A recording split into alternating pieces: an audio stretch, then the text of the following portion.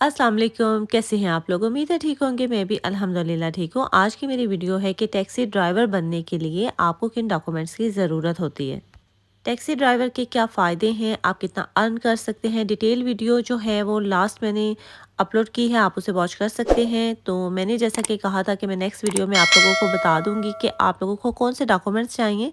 तो आज की इस वीडियो में जस्ट डॉक्यूमेंटेशन जो है वो डिस्कस की जाएगी, एक प्रोसेस डिस्कस किया जाएगा, आप किस तरीके से टैक्सी ड्राइवर बन सकते हैं। नंबर 1, आपकी एज जो है 18 साल से ऊपर होनी चाहिए। नंबर 2, आपके पास यूके का फुल ड्राइविंग लाइसेंस 12 महीने पुराना होना चाहिए। ठीक है, यानी कि इंटरनेशनल लाइसेंस नहीं होना चाहिए, प्रोविजनल नहीं होना चाहिए। फुल ड्राइविंग लाइसेंस यूके का आपने पास किया हो और उसको 1 साल गुजर चुका हो। कुछ कौंसल जो है वो 3 ईयर की रिक्वायरमेंट भी कहती हैं। सेकंड नंबर पर आपने जो है जिस कौंसिल का ड्राइविंग लाइसेंस लेना है टैक्सी चलाने के लिए, या नंबर प्लेट कह लें कि टैक्सी की प्लेट लेनी है, तो आपने उसकी वेबसाइट चेक करनी है उस कौंसिल की। उनके रिक्वायरमेंट के मुताबिक जो है उनकी कौंसिल ऑफिस जाना है, वहाँ से फॉर्म लेना है, वो आपको फॉर्म देंगे। फॉर्म फिल करने के बाद आपने वहाँ की वो फ़ीस होती है उसकी, वो जमा करवाने के बाद फॉर्म साथ सबमिट करवा देना है। ठीक है, उसके साथ साथ आपको सेकेंडली जो चाहिए वो मेडिकल सर्टिफिकेट चाहिए कि आप फिट हैं। वो आप अपनी जीपी से भी करवा सकते हैं, जीपी भी इसकी फ़ीस लेती है।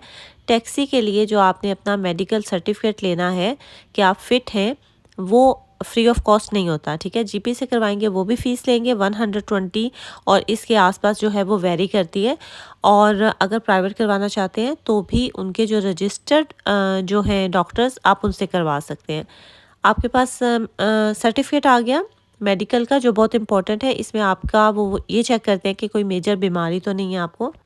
फॉर एग्जांपल मेंटल हेल्थ से रिलेटेड कोई बीमारी तो नहीं है, कोई बीपी की बीमारी नहीं है, या कोई बहुत बड़ा हेल्थ इशू नहीं है जो ड्राइविंग करते वक्त इफ़ेक्ट कर सके आपको और पैसेंजर को।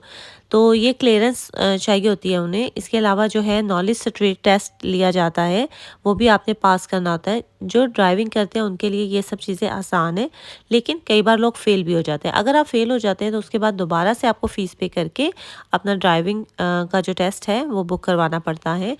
इसके अलावा 2 चेक्स और होते हैं। एक HMRC टैक्स चेक होता है, यानी कि आपके ऊपर कोई टैक्स तो नहीं है जो आपने पे करना हो। और दूसरा DBS चेक होता है। DBS चेक होता है आपका क्लियरेंस सर्टिफिकेट। ठीक है, आपका character certificate, just like Pakistan में जिसे क्लियरेंस सर्टिफिकेट कहते हैं, I don't know police check कहते हैं या इसी टाइप का यूके में और बाहर की डिफरेंट कंट्रीज़ में DBS होता है। यानी कि आपका रिकॉर्ड ठीक है, आपने कोई क्रिमिनल ऑफेंस तो नहीं किया हुआ। अगर आपका किसी भी तरह का कोई क्रिमिनल ऑफेंस है तो आपको नंबर प्लेट इशू नहीं की जाती। ठीक है, आपकी फीसें ज़ाया हो जाती है। तो अगर आपका DBS क्लियर नहीं है तो आप बिल्कुल टैक्सी के लिए अप्लाई मत कीजिए, आपको लाइसेंस प्लेट नहीं मिलेगी।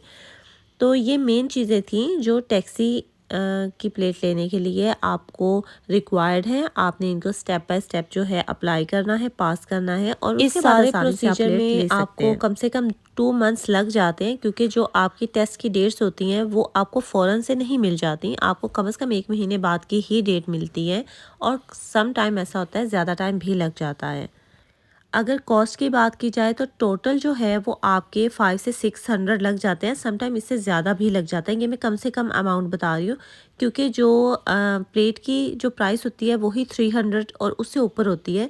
हर कौंसल की वेरी होती है, तो मैं एग्जैक्टली नहीं कह सकती कि ये इतनी जो है फ़ी आपने पे करनी है। कि आप अपनी कौंसल की, जिस भी कौंसल की आप नंबर प्लेट ले रहे हैं, यानी जिस भी शहर या जिस इलाके में आप टैक्सी चलाना चाहते हैं, वहाँ की वेबसाइट के ऊपर या उसकी कौंसल से आप पता कर सकते हैं कि उसकी फ़ीस कितनी है।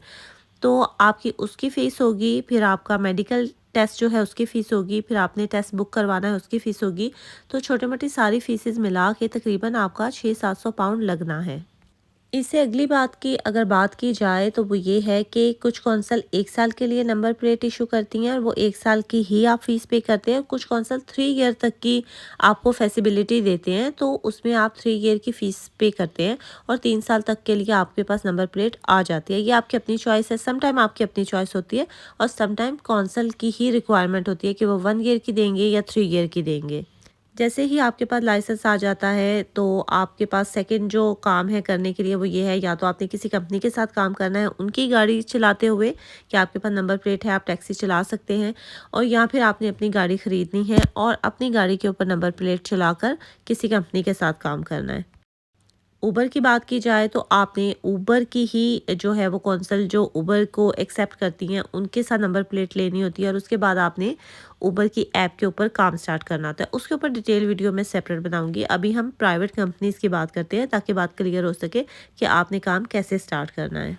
अगर मैं अपना मशवरा दूँ तो अगर आप फर्स्ट टाइम टैक्सी कर रहे हैं, यानी कि आपके पास एक्सपीरियंस नहीं है, तो आप किसी कंपनी के साथ उनकी गाड़ी चला के वर्क कीजिए। हाँ ठीक है, आपकी पे थोड़ी कम होगी, यानी कि ज़ाहिर है आपको कंपनी एक फ़िक्स मनी के ऊपर रखेगी, यानी 500 5 डेज़ या 600 6 डेज़, इस तरीके से वेरी करता है हर कंपनी के ऊपर। लेकिन आपको एक्सपीरियंस हो जाएगा कि टैक्सी का काम कैसा है, काम कैसे करना है, गाड़ी को मेंटेन कैसे करना है, क्या आपके अखराजात हैं, क्या आपको स्पेंड करना है, और क्या आपको जो है वो रिमेनिंग आपके पास रहता है। अगर अर्निंग की बात की जाए कि टैक्सी ड्राइवर कितना अर्न कर लेते हैं, तो अगर आप 6 डेज़ वर्क करते हैं, संडे ऑफ करते हैं, यानी वीक में 1 डेज़ ऑफ करते हैं, तो आप इजीली वीक का जो है, अगर 12 घंटे आप काम करते हैं तो 1000 तक आप कमा लेते हैं, ठीक है।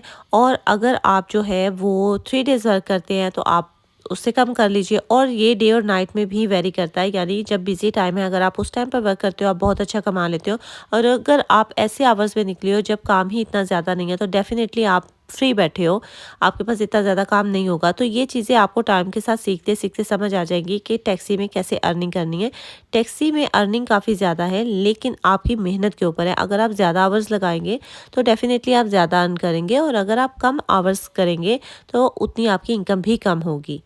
मंथली की अगर बात की जाए तो तकरीबन कम से कम भी एक टैक्सी ड्राइवर जो है 3000 महीने का कमा लेता है, और अपने थोड़े बहुत अखराजात निकालने के बाद घर में वो जो है 3000 लेके आ जाता है। ये मैं आप लोगों को बहुत सारे रिव्यू के बाद बता रही हूँ। ऐसा नहीं है कि मैं एक आपको जो है वो अपना अजम्पशन दे रही हूँ कि यहाँ पर लोग ऐसे वर्क करते हैं। नहीं, मैं बहुत सारे लोगों के रिव्यूज़ लेने के बाद आपको ये अमाउंट बता रही हूँ कि सारे अखराजात निकालने के बाद एक टैक्सी ड्राइवर अगर 1 दिन ऑफ करने का, यानी कि संडे ऑफ करने के बाद पूरा वीक वर्क करता है और 12 घंटे की शिफ्ट लगाता है, तो वो 3000 आसानी से कमा के घर ले आता है। और ये कैश इन हैंड होती है मोस्टली, तो इसमें लोग टैक्स भी नहीं देते हैं। तो मोस्टली इस वजह से कहा जाता है कि टैक्सी ड्राइवर ज़्यादा अर्न कर लेते हैं, यानी कि वो टैक्स से भी बच जाते हैं, वो कमा भी ज़्यादा लेते हैं, ठीक है। और इसमें ये भी रिस्ट्रिक्शन नहीं होती है कि आपने किस टाइम पर जाना है, आप अपनी शिफ्ट अपने हिसाब से भी करवा सकते हो फिक्स, और अगर गाड़ी आपकी अपनी है तो भी कोई इशू नहीं होता है। तो फ्लेक्सिबल वर्क है। उम्मीद है वीडियो आपको अच्छी लगी होगी, और अगर अच्छी लगी हो तो लाइक और शेयर ज़रूर कीजिएगा। अपना ख्याल रखिएगा। मिलेंगे नेक्स्ट वीडियो में। Take care. अल्लाह हाफिज़।